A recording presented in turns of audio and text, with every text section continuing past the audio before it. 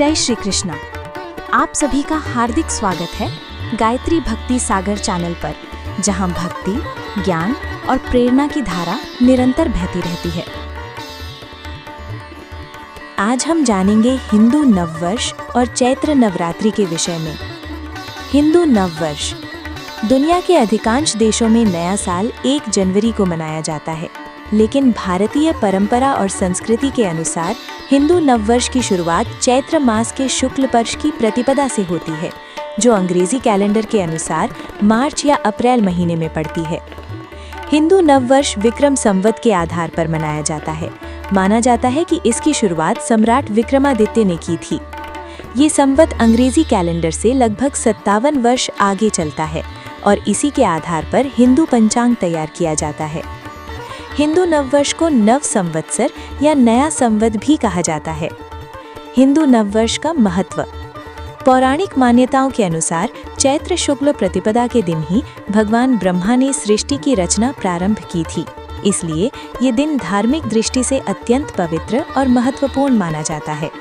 इसी शुभ दिन से चैत्र नवरात्रि की भी शुरुआत होती है, जिसमें भक्त 9 दिनों तक उपवास रखते हैं और माँ दुर्गा के 9 स्वरूपों की श्रद्धा और भक्ति के साथ पूजा अर्चना करते हैं।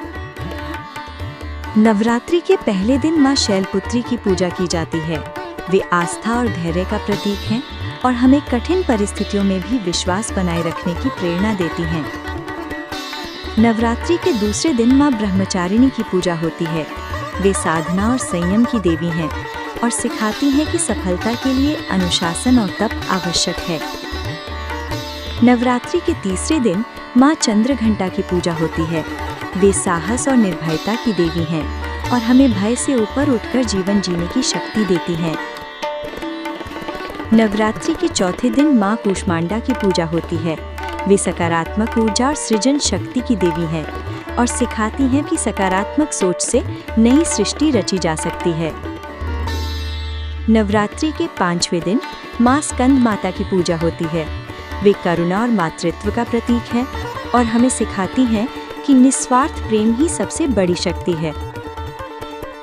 नवरात्रि के 6ठे दिन माँ कात्यायनी की पूजा होती है। वे अन्याय के विरुद्ध खड़े होने की शक्ति प्रदान करती हैं और हमें सिखाती हैं कि सही के लिए संघर्ष करना चाहिए। नवरात्रि के 7वें दिन माँ कालरात्रि की पूजा होती है। वे भय और अंधकार का नाश करने वाली हैं और हमें सिखाती हैं कि जीवन के अंधकार को ज्ञान और साहस से मिटाया जा सकता है। नवरात्रि के 8वें दिन माँ महागौरी की पूजा होती है। वे शुद्धता और धैर्य के प्रतीक हैं और हमें आंतरिक पवित्रता बनाए रखने की प्रेरणा देती हैं। नवरात्रि के 9वें और अंतिम दिन माँ सिद्धिदात्री की पूजा होती है। वे सिद्धि और पूर्णता प्रदान करने वाली हैं और उनका आशीर्वाद हमें सफलता और जीवन की संपूर्णता की ओर ले जाता है। नवरात्रि के 9वें दिन को रामनवमी के रूप में बड़े हर्षोल्लास और भव्यता के साथ मनाया जाता है। ऐसा माना जाता है कि इसी पावन दिन भगवान श्री राम का जन्म हुआ था। इस दिन मंदिरों में भजन, कीर्तन, रामायण पाठ और विशेष पूजा का आयोजन किया जाता है। चैत्र नवरात्रि हमें ये संदेश देती है कि सत्य की हमेशा विजय होती है और अंधकार पर प्रकाश की जीत निश्चित होती है। आइए हम सभी ये संकल्प लें कि अपने जीवन में सत्य, प्रेम, करुणा और सेवा के मार्ग पर चलें। यदि आपको ये वीडियो पसंद आया हो तो इसे अपने मित्रों और परिवार के साथ अवश्य शेयर करें। पुनः मिलेंगे अगले एपिसोड में।